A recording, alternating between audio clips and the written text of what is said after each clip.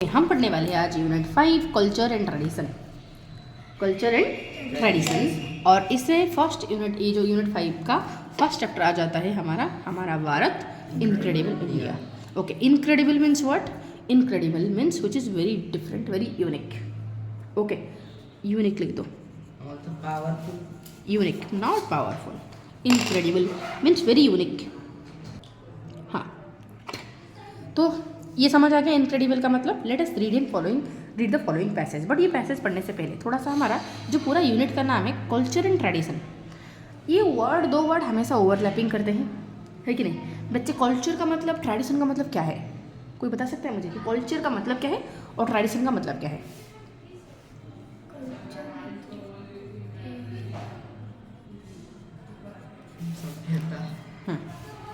सभ्यता मतलब civilisation.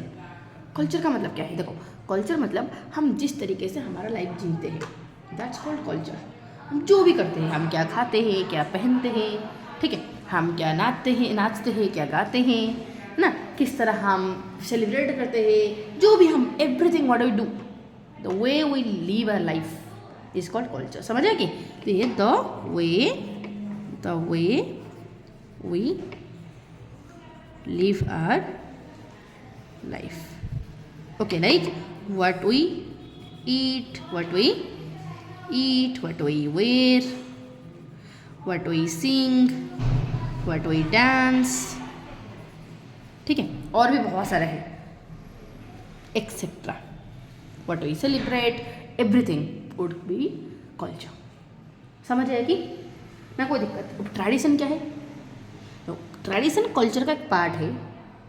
Tradition culture का एक पार्ट है। जो पार्ट कल्चर, फॉर एग्जांपल हम एक कुछ खा रहे हैं, हम कुछ पहन रहे हैं हम, और जो फॉर एग्जांपल जो खाने में से हम जो भी सारी चीज़ें खा रहे हैं, क्या वो सारी चीज़ें हमारा पास्ट जनरेशन से इस तरह पास ऑन होते होते हमारा जनरेशन तक आया है? नहीं। फॉर एग्जाम्पल हम खाते हैं इडली, वो हमारा पास्ट जनरेशन भी खा रहे थे और हम भी खाते हैं, वो पास ऑन होके आया है कि नहीं? बट क्या पिज़्ज़ा पास ऑन होके आया है? क्या बर्गर पास ऑन होके आया है? नहीं ना। तो मतलब पिज़्ज़ा बर्गर कल्चर में आएंगे, बट पिज़्ज़ा बर्गर ट्रेडिशन में नहीं आएंगे। वाई? बिकॉज कल्चर का वो पार्ट जो पास ऑन होके जाता है वो है ट्रेडिशन। समझ है कि? तो ट्रेडिशन का मतलब हम लिख सकते हैं, लिखो फटाफट ट्रेडिशन का मतलब। रेडी ना? कोई दिक्कत? अब मैं तुम्हें अगर मैं कुछ एग्जाम्पल दूँ तो मुझे बोलना कि वो ट्रेडिशन होगा या नहीं, या सिर्फ कल्चर होगा। क्योंकि देखो, हर चीज़ जो ट्रेडिशन है वो तो कल्चर में आएगा, बट हर वो चीज़ जो कल्चर है वो ट्रेडिशन में नहीं आएगा, क्योंकि ये ब्रॉड है और ट्रेडिशन उसका पार्ट है। समझ गए? तो मुझे बताओ, अब जो हम पी रहे हैं Coca Cola, okay, will that be our culture? Will that be our tradition? वो हमारा कल्चर होगा, क्योंकि कोका कोला ट्रेडिशन नहीं होगा, लेकिन वो हमारा दादा परदादा को पता ही नहीं था। समझे? दादा परदादा को कोका कोला के बारे में पता ही नहीं था, तो that can not be tradition. समझे कि? अब मुझे बताओ, जो हम पहनते हैं अब हाई हील पहनते ना लड़कियाँ ना, ठुमक ठुमक के चलते हैं हाई हील पहन के और अब मुझे बताओ, वो हाई हील क्या होगा? क्या ट्रेडिशन होगा हाई हील? वो कल्चर है ना? वो हमारा ट्रेडिशन नहीं हो सकता। अब मुझे बताओ, जो हम जिस तरीके से पैरों में हम पायल पहनते हैं, हम आलता लगाते हैं, क्या वो हमारा कल्चर होगा? ट्रेडिशन भी है, वो कल्चर भी है और ट्रेडिशन भी है, क्योंकि वो हमारा पास ऑन होते होते आया भी है। समझ आए? तो अब I think the basic difference पता चल ही गया कल्चर और ट्रेडिशन के बीच में। अब चलो देखते हैं कि हमारा भारत कैसे इनक्रेडिबल है। इनक्रेडिबल कैसे है, क्यों यूनिक है? तो उसी का रीज़न यहाँ पर लिखा गया है। देखो, Bharat has been known world wide as a land of wise and heroic individuals, and its rich and diverse culture has attracted numerous travellers since ancient times. The people here live in unison, presenting to the world unity in diversity. Bharat is a land rich with rivers, lakes, and high mountains. Its green forests are home to many plants, insects, birds, and animals. All these elements ensure that Bharat prospers and is respected globally. As its inhabitants, we need to continue working hard and make sure that it prospers. Okay. दिया क्या है? देखो जरा, बोला कि Bharat has been known world wide. World wide means क्या है? पूरा दुनिया में, ऑल ओवर वर्ल्ड भारत को जाना जाता है। भारत हैज़ बीन नोन, ये कौन सा टेंस बताओ जरा मुझे? भारत हैज़ बीन नोन, कौन सा टेंस, ये एक्टिव वॉइस या पैसिव वॉइस बताओ? ये एक्टिव वॉइस हो ही नहीं सकता। क्यों पैसिव वॉइस? क्योंकि यहाँ पर हैज़ के बाद देखो एक्टिव वॉइस में क्या होता है, हैज़ के बाद डायरेक्टली वर्ब थर्ड आता था, बट यहाँ पर हैज़ बीन वर्ब थर्ड आया हुआ है जो कि पैसिव को फॉलो करता है। दैट टू पैसिव का कौन सा टेंस? Perfect tense. ठीक है, पास्ट का परफेक्ट टेंस आया हुआ है, सॉरी पास्ट का नहीं, प्रेजेंट का परफेक्ट टेंस आया हुआ है।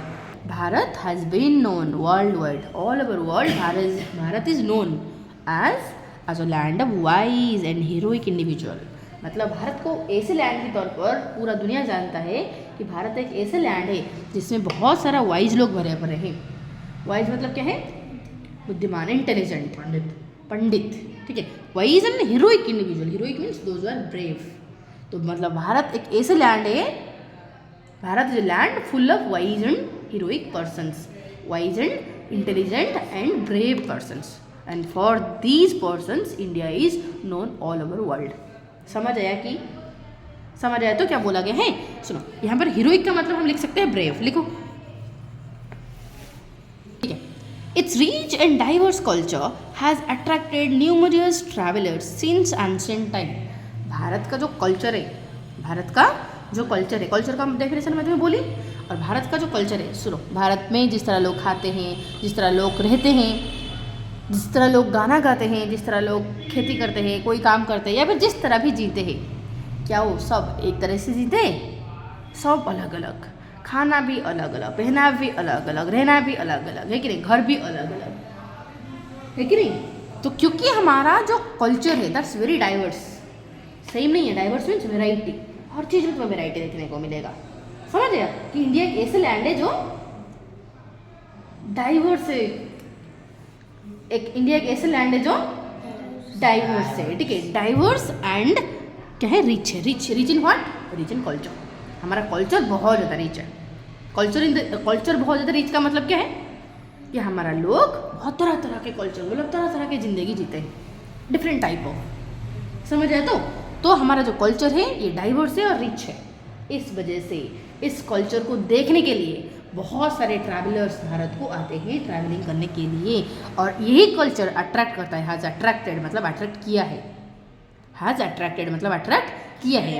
आई हैव प्लेड, मैंने खेली हूँ, मैं खेली हूँ। भारत हैज़ अट्रैक्टेड मतलब भारत अट्रैक्ट किया है। किसको अट्रैक्ट किया है? ट्रैवलर्स को। ठीक है, और कब से? सिंस एंशिएंट टाइम्स, बहुत पुराने समय से, ओल्ड टाइम से। समझिए कि बहुत पुराने समय से भारत ट्रैवलर्स को अट्रैक्ट करता है। किस वजह से? इसका कल्चरल डाइवर्सिटी के वजह से। समझ आए कि? फिर आगे, the people here live in unison. Unison का मतलब क्या है? यूनिटी। यूनिसन का मतलब है यूनिटी। ओके, यहाँ पर जो लोग रहते हैं वो यूनिटी में रहते हैं, मतलब सब मिलजुल के रहते हैं। यूनिटी का मतलब क्या है? मिलजुल के रहना।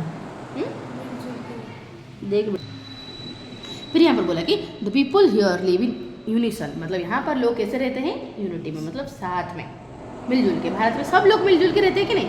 तुम बताओ ना, मतलब भारत में हिंदू, क्रिश्चियन, मुस्लिम, सारे लोग तो एक ही जगह में रहते हैं, मिलजुल के रहते हैं कि नहीं? चलो, तो मतलब बोला गया कि the people here live in unison. Okay, और ये यूनिसन मतलब ये जो यूनिसन मतलब यूनिटी में रहते हैं, ये दिखाता है प्रेजेंटिंग मतलब शोइंग टू द वर्ल्ड, पूरा दुनिया को दिखाता है। भारत में जो लोग सारे मिलजुल के रहते हैं, यही चीज़ पूरा दुनिया को क्या दिखाता है? कि इंडिया एक country of unity in diversity. India में डाइवर्सिटी भी है और यूनिटी भी है, इसलिए इंडिया एक डाइवर्स कंट्री भी है और यूनिटी भी है। मतलब ये यूनिटी इन डाइवर्सिटी को इंडिया पूरा दुनिया को दिखाता है, क्योंकि इसमें लोग डाइवर्स भी है और इतना डाइवर्स होने के बावजूद भी मिलके रहते हैं। समझ आए कि? प्रेजेंटिंग का मतलब है शोइंग। ठीक है, सुनो, फिर आगे बढ़ो।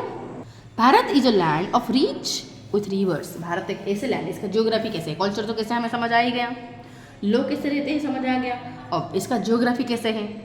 इसमें बहुत सारी नदियाँ हैं with rivers, lakes and high mountains. बहुत हाई माउंटेन है, पहाड़ है, नदियाँ हैं, बहुत सारे लेक्स हैं। ठीक है, and its green forests are home to many plants, insects, birds and animals. Its green forest, Bharat में बहुत सारे जंगल है और उसके ग्रीन फॉरेस्ट में बहुत सारे प्लांट्स है, बहुत सारे इंसेक्ट्स रहते हैं, बर्ड्स रहते हैं और एनिमल्स रहते हैं। मतलब वो green forest is the home for many type of plants and animals. ठीक है, मतलब भारत में कोई चीज़ की कमी नहीं है, ना ही कल्चर की कमी है, ना ही लोगों की कमी है, ना ही हमारा ज्योग्राफी में कोई कमी है। नदी भी यहाँ पर पाया जाता है, लेक भी पाए जाते हैं, बड़े बड़े माउंटेन भी, और फॉरेस्ट में तो तरह तरह के birds, insects, plants and animals पाए जाते हैं। That means Bharat is very rich land as far as natural resources concerned. ठीक है, जब तक हम नेचुरल रिसोर्स की बातें करें, और नेचुरल रिसोर्स में हमारा भारत भरपूर है, कोई चीज़ की कमी नहीं है। ठीक है, इन ऑल दीज एलिमेंट्स, ये सारे चीज़ें, ऑल दीज एलिमेंट मतलब ऑल दीज थिंग्स, कौन सा चीज़ें हमने पढ़ा? कल्चर और ज्योग्राफी। क्या पढ़ा? कल्चर, ज्योग्राफी और मिलजुल के रहने की चीज़। और ये सारे चीज़ें इंश्योर, सारे चीज़ें गारंटी करता है। इंश्योर मतलब श्योरिटी देता है। ठीक है, श्योर करता है। क्या श्योर करता है? That Bharat prospers and is respected globally. इसी वजह से ही भारत का, ये सारे ग्रीनरी की वजह से, भारत का सारे लोग जो मिलजुल के रहते हैं, इसी वजह से, भारत का रिच कल्चर की वजह से ही भारत प्रॉस्पर करता है, भारत डेवलप करता है। Prosper means develop. ठीक है, भारत प्रॉस्पर करता है और इसी वजह से ही पूरा ग्लोब में, ग्लोबली मतलब पूरा दुनिया में भारत को रिस्पेक्ट दिया जाता है। समझ रहे तो आज इट्स इनहेबिटेंट्स मतलब रहने वाले, है कि नहीं? इनहेबिटेंट लिखोगे ना? पता है?